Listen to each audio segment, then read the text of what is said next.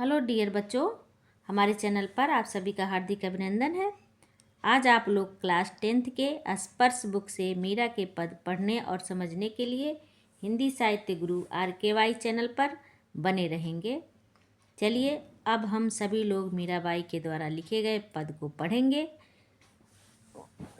उनके जीवन के बारे में थोड़ी सी जानकारी प्राप्त करेंगे। आगे ये उनका जीवन देखिए। ये सबसे पहले हम ये याद रखेंगे कि 1503 ईस्वी में उनका जन्म हुआ था और 1546 ईस्वी में क्या हो गया था, इनका स्वर्गवास हो गया था। ठीक है, 1546 ईस्वी में उनका स्वर्गवास हो गया था। अब ये जरूर याद रखेंगे कि मीराबाई का जन्म मतलब किस स्थान पे हुआ था। तो देखिए, मीराबाई का जन्म जोधपुर के चौकड़ी क्या है, कुड़की गांव में क्या हुआ, 1503 ईस्वी में उनका जन्म हुआ था। तो ऐसे आप लोग याद कर लीजिएगा कि जोधपुर के चौकड़ी कुड़की गांव में हुआ था। ठीक है, 13 वर्ष की उम्र में जो है इनकी शादी हो गई थी। किसके साथ? कुंवर भोजराज के साथ। और बाल्यावस्था में ही माँ का देहांत हो जाने के कारण से मीरा का बचपन दुखों की छाया में व्यतीत हुआ। विवाह के बाद भी इनके जीवन में कुछ अच्छा नहीं हो पाया, क्योंकि इनके पति और पिता का देहांत हो गया था और एक युद्ध के दौरान इनके ससुर जी का भी देहांत हो गया था। इस तरह से इनके जीवन में एक के बाद एक दुखद घटनाएं आती गई। अंत में इन्होंने सांसारिक जीवन से निराश होकर घर परिवार का त्याग कर दिया था। ठीक है, अब आगे है कि जब उन्होंने घर परिवार का त्याग कर दिया तो वृंदावन चली गई थी और साधु संतों के बीच में रहकर भगवान श्री कृष्ण की भक्ति और भजन करने लगी थी। ठीक है, अपने गुरु संत रैदास भगत जी से प्रभावित होकर इन्होंने क्या किया था, उनको ही अपना गुरु बना लिया था। और इसके बाद मीरा ने भगवान श्री कृष्ण की भक्ति से भाव विभोर होकर उनके लिए कविताएं लिखने लगी थी, गीतों की रचनाएं करने लगी थी। इनके द्वारा लिखी गई कुल 7-8 कृतियां हैं जो बहुत ही प्रसिद्ध है। इनकी भाषा शैली, अब इनकी भाषा शैली देख लेते हैं। इनकी भाषा शैली गुजराती, पंजाबी, पूर्वी खड़ी बोली, बंगाली, राजस्थानी और ब्रज भाषा है। इनकी सभी रचनाएं भगवान श्री कृष्ण भक्ति में लीन होकर संसार के मोह माया के बंधन से मुक्त होकर लिखी गई हैं। चलिए हम इनके पद पढ़ लेते हैं। पहले पद और दूसरे पद में इन्होंने किस तरह की व्याख्या की है, किस तरह का वर्णन किया है, तो आइए जानते हैं। देखिए, हरि आप हरो जन री भीर। यहाँ पे पहली लाइन की पंक्ति को समझते हुए आराम से चलते हैं। ठीक है, एक एक वर्ड का जो है हम मतलब बताएंगे आप लोगों को और एक एक वर्ड क्लियर कराते हुए चलेंगे ताकि अच्छे से तैयारी हो जाए।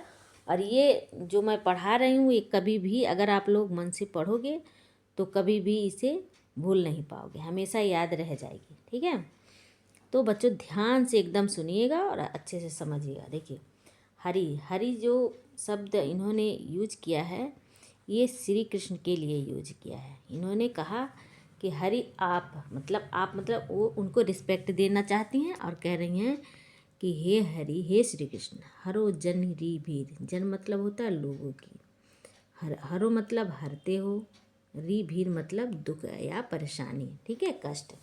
तो ये कह रही हैं कि आप तो, हे श्री कृष्ण, आप तो सभी लोगों के दुख और परेशानी को दूर करने वाले हो, मतलब आप सभी लोगों की परेशानियों को दूर कर देते हो। आगे दूसरी जो पंक्ति है इसमें इन्होंने क्या कहा, इसका अर्थ समझेंगे। एक मिनट, इसका अर्थ समझेंगे, ये द्रौपदी री लाज राखी आप बढ़ायो चीर। ठीक है, इस पंक्ति का मतलब है कि जो है ये कह रही हैं कि हे श्री कृष्ण, आप ही हो जिसने द्रौपदी की इज्जत को बचाया और साड़ी के कपड़े को इतना अधिक बढ़ा दिया कि दुशासन खींचते खींचते थक गया था और जो है उनकी इज्जत लुटने से बच गई थी। आगे तीसरी लाइन की है कि तीसरी लाइन को समझो। अब आपको ये जो द्रौपदी की लाज राखी आप बढ़ाओ जी, उस समय का वर्णन इन्होंने एग्जाम्पल दिया है, उदाहरण दिया है कि जब महाभारत में जब श्री जो है उनको द्रौपदी जी को जुए में हार गए थे पांचों पांडव, तो जो दुर्योधन और दुशासन थे उन्हें भरी सभा में द्रौपदी को खींच कर बाल पकड़ के खींच के ले आए और वहाँ पे उन्होंने उनके उन मान सम्मान को कुचलना चाहा और उनकी इज्जत को आबरू को जो है बर्बाद करना चाह रहे थे। इसलिए वो लोग उनकी साड़ी को खींच रहे थे। तो उस समय वो बेबस और लाचार श्री कृष्ण को पुकारी और श्री कृष्ण आया और उनकी इज्जत और आबरू को बचा लिए थे। यही एग्जाम्पल वो देते हुए मीरा जी कह रही हैं कि आप जिस प्रकार से द्रौपदी की लाज बचाए थे और आकर के वस्त्र को बढ़ा दिया था, साड़ी को इतना अधिक बढ़ा दिया था कि जो है साड़ी बढ़ते गई और जो है दुशासन खींचते खींचते हार गया और उनकी इज्जत और आबरू को लूटने से आपने बचा लिया था। आप ऐसे भी कह सकते हैं इसका मतलब कि वो आप ही हैं जिसने द्रौपदी की इज्जत को बचाया और साड़ी के कपड़ों को बढ़ाते चले गए। बस इतना सा आप लिख सकते हैं इसका मतलब। और आगे भगत कारण रूप नरहरि धर्यो आप शरीर, ये अब भक्त और भक्त प्रहलाद के बारे में बात कर रही हैं। देखिए एक भक्त थे जिनका नाम था भक्त प्रहलाद और इनके पिताजी का नाम था हिरण्यकश्यप।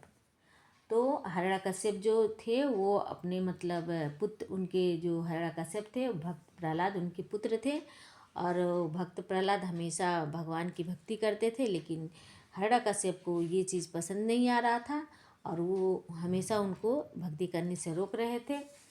तो जब भक्त प्रहलाद नहीं मान रहे थे तो उस समय जो है वो हिरण्यकश्यप उन्हें बहुत यातनाएं दिया करते थे, कष्ट दिया करते थे। तो इन्हीं यातना और कष्ट से बचाने के लिए भगवान ने नरसिंह का अवतार धारण करके उन्हें उनके कष्ट से बचाया था और भगत प्रहलाद के मान को जो है भक्ति को बचा लिया था कि उन्होंने जो हिरण्यकश्यप ने जो उनको कर रहे थे, हिरण्यकश्यप को वो मार दिए थे नरसिंह का अवतार धारण करके। तो यहाँ पे भगत प्रहलाद का जो उदाहरण मीराबाई ने दिया है, तो यहाँ पे ये उसी चीज़ की महिमा का गुणगान कर रही हैं, कह रही हैं कि जिस प्रकार से वो आप ही हैं, जिस प्रकार से आप भगत प्रहलाद को बचाने के लिए नरसिंह का जो है शरीर धारण किया था। आगे कह रही हैं कि बूढ़तो गजराज राख्यो काटी कुंजर पीर। यहाँ पे कह रही हैं कि जिस प्रकार से आप बूढ़तो मतलब डूबते हुए, गजराज मतलब गज मतलब हाथी और राज मतलब जो मतलब भगवान इंद्र हैं ना, उनके वाहन ऐरावत को गजराज हाथी बोलते हैं। तो वही बोल रहे हैं कि आपने जिस प्रकार से गजराज हाथी को मगरमच्छ के चुंगल से बचा लिया था और काटी कुंजर फिर और उसके जो है दुख दर्द को आपने क्या किया था, हर लिया था। यहाँ पे काटी मतलब काटे थे, कुंजर मतलब हाथी के, पीर मतलब दर्द, आपने जो हाथी था उसके जो कष्ट को आपने हर लिया था।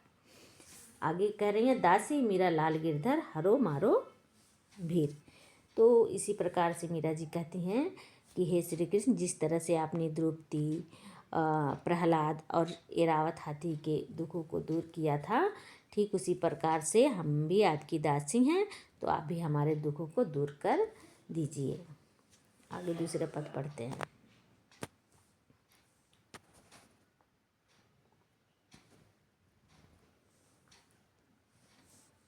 अब यहाँ पे देखिए श्याम शब्द जो है किसको संबोधित है, श्री कृष्ण को। अब यहाँ पे उन्होंने श्याम से क्या कर रही हैं, गुहार कर रही हैं कि श्याम मायने चाकर रखो, मायने मतलब मुझे कह रही हैं, हे श्याम मतलब हे श्री कृष्ण, आप मुझे नौकर की तरह ही अपने घर में क्या कर लीजिए, रख लीजिए। यानी कि वो अपने मतलब उनसे अब जॉब के लिए अपील कर रही हैं, मतलब विनती कर रही हैं कि आप मुझे अगर अब ऐसे नहीं तो आप मुझे एक नौकर के ही समान, नौकर के ही बात आप अपने घर में जगह दे दीजिए, पनाह दे दीजिए, ताकि मैं आपके घर में एक नौकर का काम ही कर सकूं, आपके घर आकर आपके आसपास आपकी रहूं और सेवा कर सकूं। आगे कह रही हैं, गिरधारी लाल फिर से पुनः विनती कर रही हैं, गिरधारी लाल माने चाकर राखो जी। यानी गिरधारी जो है, गिरधारी लाल, ये जो वर्ड है ये भी श्री कृष्ण के लिए इन्होंने यूज किया है। कह रही हैं कि गिरधारी लाल माने चाकर राखो जी, हे गिरधारी मतलब हे श्री कृष्ण, आप मुझे नौकर की तरह नौकर बना लीजिए आप, और मैं आपके घर में नौकर बनना चाहती हूँ। यानी कि जॉब की अपील कर रही हैं, दासी बनने की, नौकर बनने की वो इच्छा जाहिर कर रही हैं। आगे है ये, इस लाइन को देखिए, इस लाइन को देखिए, यहाँ पर हम चल रहे हैं तो आप लोग ध्यान दीजिए। देखिए, चाकर रहस्यु बाग लगस्यु नित उठ दर्शन पास्यु। यानी कि चाकर, चाकर मतलब नौकर, जब मैं, अभी कह रहे हैं जब मैं नौकर बन जाऊंगी तो मैं बाग लगास्यु मतलब मैं बाग लगाऊंगी। यानी कि जब मैं आपके घर में नौकर बन जाऊंगी, यानी हमें जब नौकरी मिल जाएगी आपके घर में, मतलब नौकर का काम मिल जाएगा, तो मैं क्या करूंगी, आपके घर में एक सुंदर सी क्या करूँगी, बाग लगा लूँगी। और नित, नित मतलब प्रतिदिन, उठकर दर्शन पास्यु मतलब प्रतिदिन उठ करके आपका दर्शन प्राप्त कर पाऊँगी। आगे कह रही हैं, वृंदावन री कुंज गली में गोविंद लीला गास्यु मतलब मैं वृंदावन की गलियों में, री कुंज गली मतलब पतली गलियों में क्या करूँगी, गोविंद, यहाँ पे गोविंद भी श्री कृष्ण के लिए संबोधित कर रही हैं और कह रही हैं कि हे कृष्ण, मैं आपके वृंदावन की पतली गलियों में आपकी महिमा का गुणगान, लीला मतलब महिमा का गुणगान गाती फिरूंगी। आगे कह रही हैं, चाकरी दसड़ पास्यु सुमिरन पास्यु खर्ची। यानी कि जब चाकरी मतलब नौकरी, जब मुझे नौकरी मिल जाएगी, जब मैं आपके घर में नौकरी करने लग जाऊंगी या नौकर बन जाऊंगी, तो दर्शन पासी, तो मैं हमेशा आपके दर्शन को प्राप्त करती रहूँगी। आगे कह रहे हैं, सुमिरन भी आसान हो जाएगा हमें, हम आपके क्या करूँगी, सुमिरन करती रहूँगी। पास्यु मतलब आपके पास रहकर, खर्ची मतलब मतलब समय, मतलब खर्चा करना। तो ये कह रही हैं कि मेरा जो बाकी का जीवन है उसको मैं क्या करूँगी, आपके सुमिरन में बिताऊंगी और बाकी का जो जीवन है आपकी सेवा में खर्च करूँगी। ठीक है। भाव भक्ति जागरी पास्यु तीनों बाता सरसी। ये कह रही हैं कि जब मेरे जो मन में जो भाव है भक्ति के, भक्ति रूपी भाव, यानी भक्ति रूपी भाव जो जागिर मतलब खजाना, भक्ति रूपी खजाना, जो भाव भक्ति रूपी हमारे अंदर जो है खजाना है, उसको मैं क्या करूँगी, पास्यु मतलब आपके पास में रहकर उसको, उसका विस्तार करूँगी। तीनों बाता सरसी मतलब तीनों पहर, तीनों पहर मतलब तीनों पहर कह रहे हैं, सॉरी, तो वो कह रहे हैं तीनों बाता सरसी मतलब ये तीनों बात बहुत ही अच्छा होगा हमारे लिए, बहुत लाभदायक होगा। पहला तो मैं आपके दर्शन प्राप्त किया करूँगी, दूसरा तो सुमिरन करने में मुझे बहुत ही आसान हो जाएगा, बाकी का समय मैं आपके पास ही बिताऊँगी और मुझे इस बात की चिंता भी नहीं रहेगी, किसी बात की चिंता नहीं सताएगी। और आगे मैं भाव भक्ति जाग मतलब आपकी जो भाव मतलब जो हमारे अंदर भक्ति है, भक्ति की भावना है और भक्ति रूपी जो हमारे पास जागीर है, उस जागीर को, उस साम्राज्य को मैं विस्तार से और क्या करूँगी, बढ़ाती चली जाऊँगी। आपकी महिमा का बखान मैं गाते चली जाऊँगी। ठीक है। आगे कह रही हैं, मोर मुकुट पीताम्बर सोहे गले बैजंती माला। मोर मुकुट मैंने आगे अब यहाँ पर श्री कृष्ण के अद्भुत सौंदर्य की बात कर रही हैं। कह रही हैं अब उनके जो है, जो उनका रूप सौंदर्य है, जो पहनते हैं, जो वेशभूषा धारण किए हुए हैं कृष्ण, उनकी अब ये महिमा का, उनकी अब ये जो है पहनावे का क्या कर रही हैं, गुणगान कर रही हैं। आगे कह रही हैं, मोर मुकुट पीताम्बर सोए गले बैजंती माला। ये कह रहे हैं कि हे कृष्ण, आपके सिर पर जो मोर मुकुट है वो अत्यधिक सुशोभित हो रहा है और पीले रंग का वस्त्र सांवले शरीर पर बहुत ही अच्छा सुशोभित हो रहा है, बहुत अच्छा खिल रहा है आपके शरीर पर पीले रंग का वस्त्र। और गले में और जो गले में बैजंती फूलों की माला है वो सब अत्यधिक सुशोभित हो रहा है। आगे कह रही हैं, वृंदावन में धेनु चरावे मोहन मुरली वाला। और जब आप वृंदावन में गाय चराते हुए घूमते हो, गाय चराते हो और हाथों में मुरली लेकर बजाते हो, तो वो दृश्य क्या है, मन को मोह लेने वाला होता है। आगे है, ऊंचा ऊंचा महल बनावे बीच बीच राखो बारी। आगे कह रही हैं कि जब मैं आपके ऊंचे ऊंचे महलों में आऊँगी तो मैं क्या करूँगी, बीच बीच राखो, आपके ऊंचे ऊंचे महल के बीच बीच में क्या करूँगी, बारी मतलब बाग बगीचे फुलवारी। तो मैं आपके महल के बीच बीच में छोटा छोटा सा क्या करूँगी, बारी फुलवारी लगाऊंगी। मतलब इनकी ऐसी अभिलाषा है। आगे कह रही हैं, सांवरिया दा दर्शन पासियु पहर कुसुम्बी साड़ी। आगे कह रही हैं कि हे कृष्ण, मतलब यहाँ पे सांवरिया शब्द भी कृष्ण के लिए ही प्रयोग किया गया है। अब यहाँ पे हम चल रहे हैं बच्चों, ध्यान दो। देखो यहाँ पे सांवरिया दर्शन पासियु पहर कुसुम्बी साड़ी। तो ये जो है अभी सांवरिया शब्द जो है ये भी कृष्ण के लिए संबोधित कर रहे हैं। कह रही हैं कि हे सांवरिया, हे कृष्ण, मैं आपके दर्शन प्राप्त कर सकूं जब मैं कुसुम्बी रंग की साड़ी पहनी रहूं। और मैं कुसुम्बी रंग की साड़ी पहने हुए आपके दर्शन को प्राप्त करना चाहती हूँ। आगे कह रही हैं, आधी रात प्रभु दर्शन दीजो जमुना जी रे तीरा। मतलब मुझसे अब सुबह होने तक का इंतज़ार नहीं होता और आप मुझे आधी रात को ही दर्शन दे दीजिए। कहाँ पे, जमुना जी के किनारे। आप जमुना जी के किनारे पर आ जाइए, आधी रात में ही हमें दर्शन दीजिए। आगे कह रही हैं, मीरा रा प्रभु गिरधर नागर हिबड़ो घड़ो अधीरा। कह रही अब मुझसे और ज़्यादा बर्दाश्त नहीं होता, मैं बहुत ही बेचैन और व्याकुल हो चुकी हूँ और आपको अपने हृदय में बसा चुकी हूँ। आप मेरे हैं और मीरा सिर्फ और सिर्फ अपने श्री कृष्ण की है। तो कह रही हैं कि अब आप मुझे जो है अधीर मत कीजिए, आप जल्दी से आइए और मुझे अपने दर्शन दीजिए। ठीक है।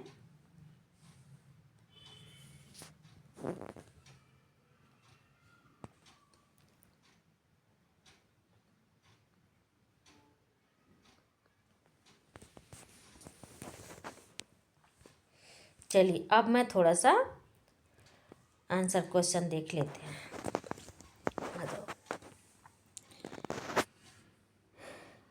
ये पहले प्रश्न का उत्तर देखते हैं बच्चों।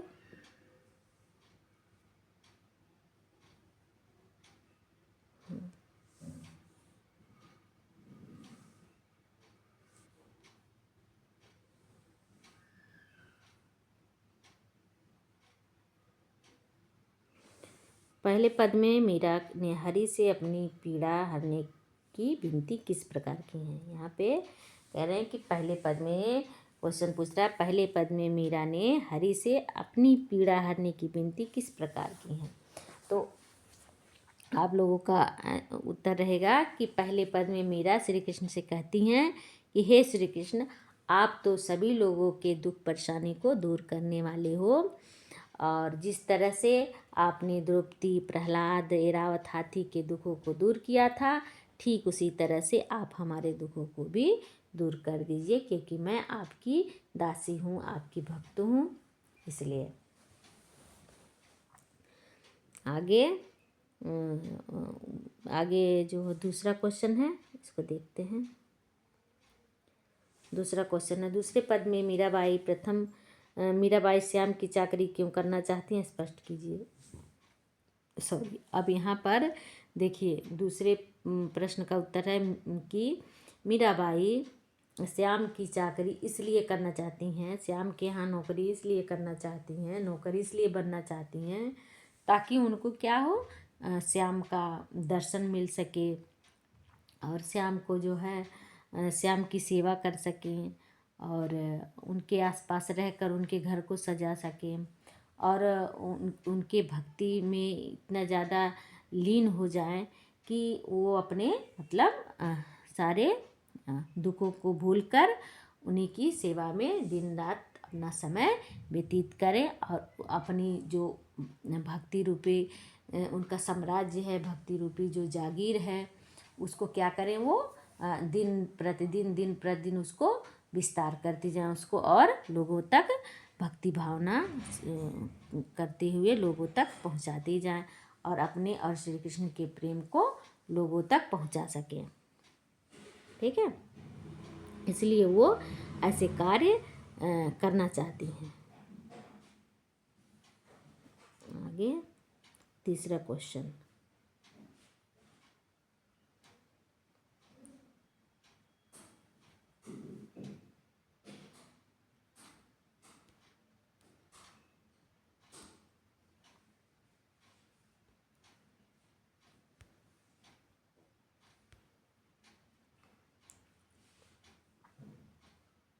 तीसरा क्वेश्चन पढ़ते हैं। देखिए, मीराबाई ने श्री कृष्ण के रूप सौंदर्य का वर्णन कैसे किया है। अब यहाँ पे क्वेश्चन बन रहा है कि मीराबाई ने श्री कृष्ण के रूप सौंदर्य का वर्णन कैसे किया, तो इसका उत्तर होगा कि मीराबाई ने श्री कृष्ण के मोर मुकुट और उनके पीले वस्त्र और गले में वैजयंती माला पहने हुए, मोर मुकुट धारण किए हुए और मुरली हाथों में धारण किए हुए गाय वृंदावन में धेनु गाय चराते हुए ऐसे सुंदर रूप सौंदर्य का वर्णन किया हुआ है। मीराबाई की भाषा शैली पर प्रकाश डालिए। मीराबाई की भाषा शैली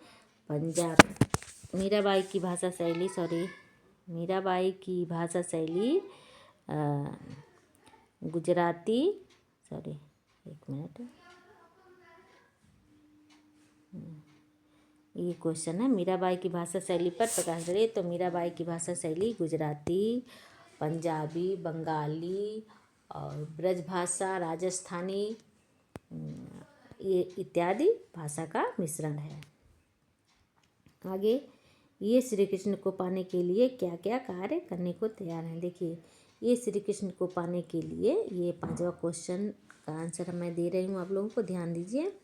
ये श्री कृष्ण को पाने के लिए उनके घर में नौकरी करने के लिए, उनका घर सजाने के लिए और दिन अपने जो पर्याप्त उनके जीवन में जो समय बचे हैं वो सब कुछ अपना कृष्ण के ही भक्ति में लगाने के लिए तत्पर हैं, तैयार हैं। चलिए, अब ये फिनिश हो गया और आगे का देखते हैं। आगे ये शब्दार्थ बच्चों थोड़ा सा देख लीजिएगा, आप लोग शब्दार्थ पढ़ लीजिएगा और ये शब्दार्थ हो गया, इसे आप लोग पढ़ लीजिएगा अपनी बुक से।